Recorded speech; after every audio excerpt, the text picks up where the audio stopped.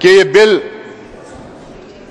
2025 का नहीं आता अगर 1995 का एक्ट और 2013 के अमेंडमेंट्स नहीं आते।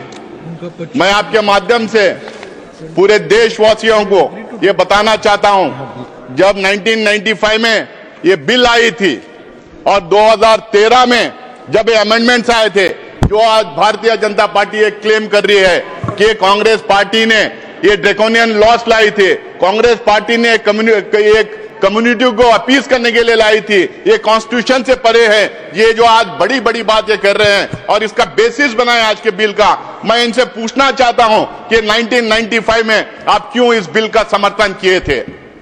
1995 में अद्वानी साहब यहां पे थे, मुरली मनोहर जोशी जी थे, सुषमा स्वराज जी थे, अरुण जेटली जी थे, राजनाथ सिंह जी थे, सारे के सारे कंसेंसस के साथ 1995 का वक्फ बिल पास किया था। 2013 में जब ये अमेंडमेंट्स आए थे, जब भी कंसेंसस से पास किया गया था। 1995 में लोकसभा में भारतीय जनता पार्टी की तरफ से बंडारू दत्तात्रेय जी ने अपनी बात रखी थी और राज्यसभा में सिकंदर बख्श जी ने अपनी बात रखी थी। अपनी बात रखने के टाइम पे दोनों भी इस बिल का पूरा समर्थन किया था। उसके बाद में लोकसभा में भी, उसके बाद में इनके 2009 के मैनिफेस्टो में भारतीय जनता पार्टी ये कहती है कि हम रहमान खान कमेटी रिपोर्ट को एग्जामिन करके हम उसको इंप्लीमेंट करने का काम करेंगे। उसी रहमान खान कमेटी के रिपोर्ट के रिकमेंडेशंस के बेसिस पे, और आज ये जो बार बार कह रहे हैं सच्चर कमेटी रिपोर्ट, जिस कमेटी के रिपोर्ट को इन टोटो इन्होंने खारिज किया था, उनके खिलाफ क्या क्या इन्होंने नहीं कहा था, उस कमेटी के रिपोर्ट के खिलाफ इन्होंने क्या क्या नहीं किया था।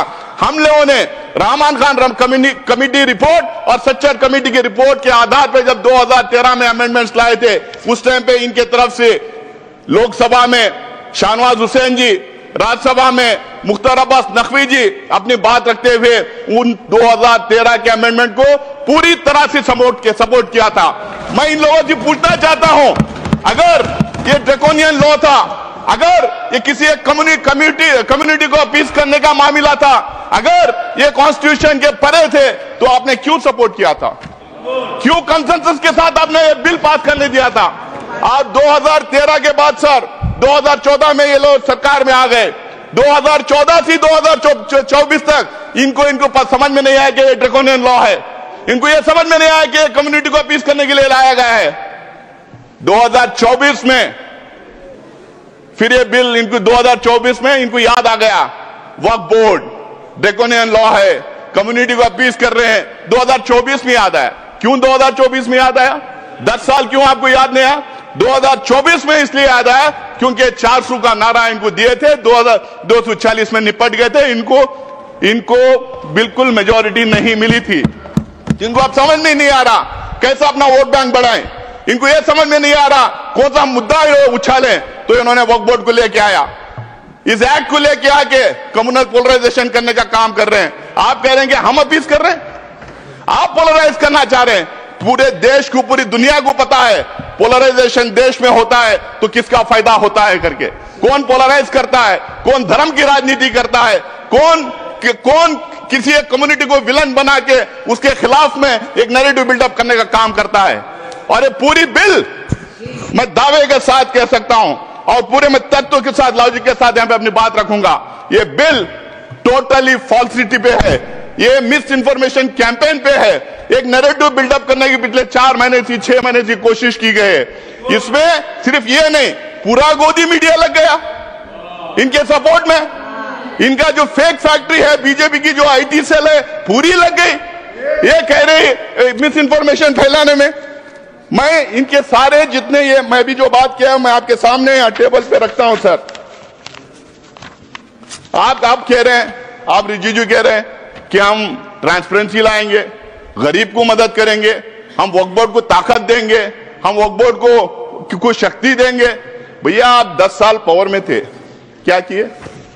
आज वेबसाइट निकाल के देखेंगे, सेंट्रल वक्फ काउंसिल की जो बात कर रहे हैं, सिर्फ किरण रिजिजू जी का नाम नजर आएगा, काउंसिल नहीं है उसके अंदर, काउंसिल नहीं है उसके अंदर। और जो बजट अलोकेट होता था वक्फ काउंसिल के लिए वो भी नहीं दिया गया। वहां का जो स्टाफ था उनको सैलरीज नहीं दिए गए। भारतीय जनता पार्टी के जो रूल्ड स्टेट्स हैं, कई जगह 10 साल, कई जगह 15 साल, कई जगह 20 साल से है, वहां पे स्टेट वक्फ बोर्ड कॉन्स्टिट्यूट नहीं किए गए। आप अपने शासित राज्यों में वक्फ बोर्ड का नाम नहीं लेते, वहां के वक्फ बोर्ड कॉन्स्टिट्यूट नहीं करते। आज आप कह रहे हैं गरीब मुसलमान को मदद करेंगे, आप कह रहे हैं इसमें ट्रांसपेरेंसी लाएंगे। कितना आप जो असत्यवादी देश के सामने रखेंगे और पार्लियामेंट में रखेंगे। आप हमेशा मिसलीड करने का काम किए हैं। हर एक चीज जो ये बोल रहे हैं इसमें ये सत्य से दूर है और देश को गुमराह करने के लिए, मिसलीड करने के लिए ये बातें यहां पे कर रहे हैं। सर, किरण रिजिजू जेपीसी की बात की, कल जगदम्बिका पाल साहब जेपीसी की बात की, बहुत सारे भारतीय जनता पार्टी के नेताओं ने जेपीसी की बात की। जेपीसी गठित हुई, आप लोगों ने मुझे भी सदस्य बनाया था, मौका दिया था वहां पे काम करने का। पहले जब शुरू हुआ, स्टेक होल्डर्स आने लगे, एक्सपर्ट्स आने लगे, एकेडमिशियंस आने लगे, तो उसमें 97-98% लोग आके बिल के खिलाफ बात रखे। उन्होंने तर्क दिया, उन्होंने रीजंस दिया। जब इनको पता चल गया कि बिल के फेवर में कोई आ नहीं रहा है, पूरा बिल के खिलाफ लोग आके डिपोज कर रहे हैं, आप इनको पूछिए कि 1 लाख जो है आंकड़ा दे रहे हैं, कितने लोग उसमें बिल के फेवर में, कितने बिल के खिलाफ है। आज वो सदन के पटल पर रख दें तो देश को पता चल जाएगा कितने लोग उस बिल का अपोज किया था। जब इनको पता चला तो मुझे लगता है कि पहली बार किसी जेपीसी में नॉन स्टेक होल्डर्स को बुलाया गया। नॉन स्टेक होल्डर्स जिसको वक्फ से कुछ लेना देना नहीं है, ना वो दान दे सकता है, ना उसका मेंबर बन सकता है, जिसको वक्फ के बारे में पता नहीं है, कोई नॉलेज नहीं है, और कुछ तो कुछ ऐसे थे एक्सट्रीमली कम्युनल स्टेटमेंट्स आके वहां पे दे रहे थे। तो ये माहौल क्रिएट करने के लिए, बिल के फेवर में सपोर्ट ड्रम अप करने के लिए जेपीसी में लोगों को बुलाया गया था। आज ये बार बार ये कह रहे हैं कि जेपीसी के रिकमेंडेशंस लाए हैं, जेपीसी के रिकमेंडेशंस लाइए। इनको पूछिए क्लॉज बाय क्लॉज उसमें डिस्कशन हुआ था, उसमें क्लॉज बाय क्लॉज डिस्कशन हुआ था। किसी भी जेपीसी का ये मिनिमम बेसिक रिक्वायरमेंट होता है कि वहां पे अमेंडमेंट्स के लिए जो भेजा गया है उसका क्लॉज बाय क्लॉज डिस्कशन होना है। मुझे लगता है कि पहली बार ये 75 years of parliamentary democracy in India में जेपीसी में क्लॉज बाय क्लॉज बिना डिस्कस किए अमेंडमेंट बुलडोज करके इन्होंने लेके आया है। वो पूरी जेपीसी के रिकमेंडेशंस नहीं थे, वो पूरी जेपीसी के रिकमेंडेशंस नहीं थे, वो एनडीए के एमपीज के रिकमेंडेशन थे, वो थोपे हुए रिकमेंडेशन थे। वहां पे अंतर ज्यादा नहीं था, 1-2 एमपीज का अंतर था। आप उठा के जेपीसी की रिपोर्ट में देख ले कितने फेवर में किए, कितने खिलाफ किए। हमारा एक भी रिकमेंडेशन उसमें लाया नहीं गया है। तो अगर वही आपको करना था, जो स्टेक होल्डर जो आए थे, जो वहां पे डिपोज किए थे इसके खिलाफ में, उनका सुझाव नहीं लेना था, अपोजिशन के एमपीज का सुझाव नहीं लेना था, जेपीसी गठित ही नहीं करना था। आज जेपीसी की बात कर रहे हैं आप ऐसा करें, हमने इतना बड़ा दिल कर दिया, हमने जेपीसी में भेज दिया। अरे जेपीसी में भेज के किया क्या, उसको और वर्सन किया है। मैं आगे बताऊंगा कैसा कैसा इन्होंने वर्सन किया है। Please sir, I need your protection. Yes please. जब रिजू जी बात कर रहे थे, हम लोगों ने किसी ने बात नहीं किया। प्लीज बैठ करके, ये मत ना समझे कि आप बात करने तो हमारी कैपेसिटी नहीं डिस्टर्ब करने के लिए। प्लीज आप सर उनको बोलने दीजिए प्लीज। सर ये जितने अमेंडमेंट्स अब लाए हैं हमारे कॉन्स्टिट्यूशनल प्रोविजंस के खिलाफ हैं। ये 14, 25, 26, 30 को वायलेट करते हैं। ये इक्वलिटी बिफोर लॉ को वायलेट करते हैं। ये parity in laws for all sections of the people को वायलेट करते हैं। 1 नेशन 1 लॉ हम नहीं कहते, 1 नेशन 1 लॉ का नारा बार बार ये लोग देते हैं, उसको ये वायलेट करते हैं। ये यूसीसी बार बार बोलते हैं, उसको ये वायलेट करते हैं। अगर इतना ही है, मैं आज भी यहां कह रहा हूं, कांग्रेस पार्टी की तरफ से मैं कह रहा हूं, एक मुसलमान एमपी उस कम्युनिटी के होने के नाते से मैं कह रहा हूं, इस देश में जितने समुदाय हैं, जितने धर्म हैं, उन तमाम religious centres, religious activity centres, धर्मस्थल जितने हैं, उसके गवर्नेंस और एडमिनिस्ट्रेशन में एक तरफ ये एक तरीके का लॉ होना चाहिए। सबको एक तरीके का लॉ रहने, हिंदूज को, मुसलमान को, सिख्स को, क्रिश्चियन को, पारसीज को, जोरस्ट्रियंस को, सबको एक तरीके का लॉ बनाइए। आप क्यों घबरा रहे हैं उससे? बनाइए लॉ उसके लिए, पर्सनल लॉ छोड़ के बाकी के सब गवर्नेंस एंड एडमिनिस्ट्रेशन में एक तरीका लॉ होना चाहिए। आप मैं आगे बताऊंगा और पार्लियामेंट के पटल पे मैं देखूंगा किस तरह से अलग अलग समुदाय में ये भेदभाव कर रहे हैं, किस तरह से ये टारगेटेड लेजिस्लेशन है, किस तरह से ये अनफेयर लेजिस्लेशन है, किस तरह से ये मुसलमानों के खिलाफ का लेजिस्लेशन है। आप बार बार कह रहे थे मुसलमानों के खिलाफ नहीं है। मैं दावे के साथ मैं कहना चाहता हूं, मैं आपके सामने प्रूफ दूंगा, यहां पे रखूंगा, ये बिल्कुल टारगेटेड लेजिस्लेशन है। आप इस देश में आप ये मैसेज देना चाहते हैं कि यहां पे एक कम्युनिटी को बिल्कुल सेकेंड क्लास ग्रेड का सिटीजन हम बना के रखेंगे। आप जिस तरह के लॉस लेके आ रहे हैं वो धर्म के आधार पे आप लॉस लेके आ रहे हैं। ये पहला नहीं है। कल कोई सीएए एनआरसी की बात कर रहा था, यहां अमित शाह जी बैठे हैं, जब उस हाउस में हम लोगों ने सवाल किया था तो इन्होंने बोला था क्रोनोलॉजी से समझिए, ये सिर्फ सीएए नहीं है, इसके साथ एनआरसी और एनपीआर जुड़ेगा। जब इनसे सवाल पूछा गया था तो बोले नहीं, इससे लिंक्ड है। आप कह रहे हैं कि हम धर्म के आधार पे हम किसी की सिटीजनशिप छीन नहीं रहे, लेकिन धर्म के आधार पे आप सिटीजनशिप रोक रहे हैं। ये पहली बार हिंदुस्तान की कॉन्स्टिट्यूशन में ऐसा हुआ है। मुझे नहीं लगता है कि कहीं ऐसा और हो रहा होगा। उसके बाद में 1991 का सेटल्ड क्वेश्चन है sir, 1991 places of worship act का सेटल्ड क्वेश्चन है। उसमें इनके लोग हाई कोर्ट में चले जाते हैं, सुप्रीम कोर्ट में चले जाते हैं उसके खिलाफ। इनके पार्टी के ऑफिस बेयरर्स पिटीशन फाइल करते हैं 1991 प्लेसेस ऑफ वर्शिप एक्ट के खिलाफ में, और मंदिरों के नीचे मस्जिदें ढूंढने का काम करते हैं। आज अगर हमारे देश में हम खोदना शुरू कर देंगे, इतिहास में पीछे चले जाएं, तो किसके नीचे क्या क्या मिलेगा किसको पता है। हम इतिहास को खोदना नहीं चाहिए। बाकी के सारे देश आगे बढ़ने का काम कर रहे हैं, तो हमें इतिहास में जाके खोदने का काम शुरू किए हैं। यहां पे भी उसका प्रोविजन कर दिए। आज किरण रिजिजू जी आप यहां कह रहे थे, भाई हम लोगों ने, सर ये कौन है सर? आप बीच में टिप्पणी ना करें। कौन है सर ये? हाँ बोले इधर प्लीज।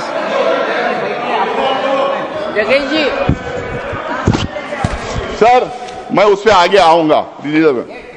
अभी किरण रिजिजू जी ने बताया कि वक्फ का मायना क्या है। सर वक्फ का माना दान है, it as simple as that.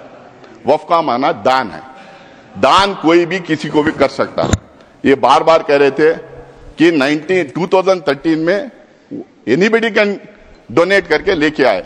इनको शायद ये पता नहीं, हुजूर प्रॉफिट मोहम्मद के जमाने में गैर मुसलमानों भी दान करते थे।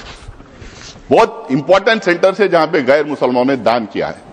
दान के लिए कोई रोक नहीं है, और ये दान का कॉन्सेप्ट सिर्फ हमारे धर्म में नहीं है। हम उसको वक्फ के नाम से कहते हैं, लेकिन दान का कॉन्सेप्ट हर मजहब में है।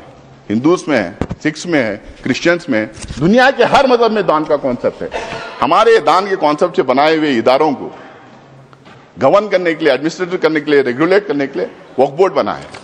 ये बात फैलाई जा रही है, क्यों सिर्फ मुसलमानों को वक्फ बोर्ड चाहिए, क्यों हमारा बोर्ड नहीं चाहिए, क्यों सनातन बोर्ड नहीं चाहिए। इतना सोशल मीडिया में इसको फैलाया गया, मुसलमानों को अपील करने के लिए वक्फ बोर्ड बनाए गए। शायद इनको पता नहीं, शायद ये बोलना भी नहीं चाहते। इस देश में एंडोमेंट बोर्ड्स हैं, इस देश में मुजरा डिपार्टमेंट्स हैं, इस देश में हिंदू रिलीजियस प्लेसेस एक्ट्स हैं, इस देश में एसजीपीसी है, इस देश में बहुत सारे स्टेट्स में क्रिश्चियंस के लिए काउंसिल्स और कॉर्पोरेशंस हैं। हर मजहब के लिए है। हर मजहब के रिलीजियस इंस्टीट्यूशंस को गवर्न करने के लिए अलग अलग एक्ट्स बनाए गए। टेंपल ट्रस्ट से, स्टेट से अलग अलग एक्ट्स बनाए गए। आप ये क्यों भ्रम फैला रहे हैं? और ये सिर्फ कांग्रेस का अचानक बनाया हुआ मामला नहीं वक्फ का। आपने अभी कहा कि अंग्रेजों के जमाने में वक्फ को रेगुलेट करने के लिए कई एक्ट्स आए थे, उसको आगे बढ़ाते गए, उसमें अमेंडमेंट लाते गए, उसमें सुधार लाने के लिए कई अमेंडमेंट्स लेके आए। कांग्रेस ने उसको सुधार करने के लिए कई काम किया है। और 1995 में 2013 के एक्ट्स के बारे में ये बार बार जो बोल रहे हैं, वो बिल्कुल वक्फ बोर्ड को स्ट्रेंथन करने के लिए, वक्फ प्रॉपर्टीज को बचाने के लिए, एंक्रोचर्स को हटाने के लिए, उसमें ट्रांसपेरेंसी लाने के लिए हम लोगों ने वो अमेंडमेंट्स लेके लाए थे, और इनका पूरा सहयोग और सपोर्ट उसमें था।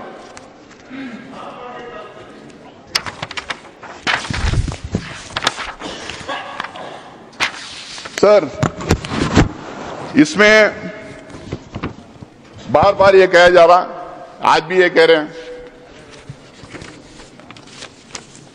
कि वक्फ बोर्ड, ये सबसे बड़ा एलिगेशन वक्फ बोर्ड के खिलाफ है सर, और सबसे बड़ा मिस इन्फॉर्मेशन फैलाया गया है। आज भी यहां पे बोल रहे थे कि वक्फ बोर्ड कोई भी जमीन को अपनी जमीन डिक्लेयर कर सकती है।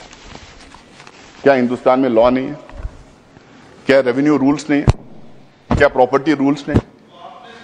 मतलब कहीं पे भी हम टवल डाल दें और हमारी बना लें?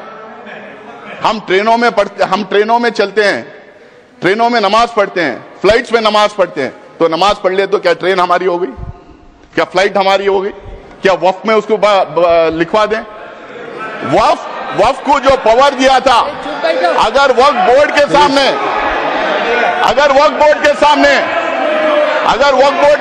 कोई कंप्लेंट आता है, वक्फ बोर्ड के सामने कोई कंप्लेंट आता है, तो वक्फ बोर्ड उसकी तहकीकात करती है, उसकी इंक्वायरी करती है, उसके लिए सेट रूल्स हैं। शायद किरण रिजिजू को यह बात पता नहीं कि हर स्टेट उस इंक्वायरी कैसा कराया जाए, हर स्टेट के रूल्स अलग बने हुए हैं।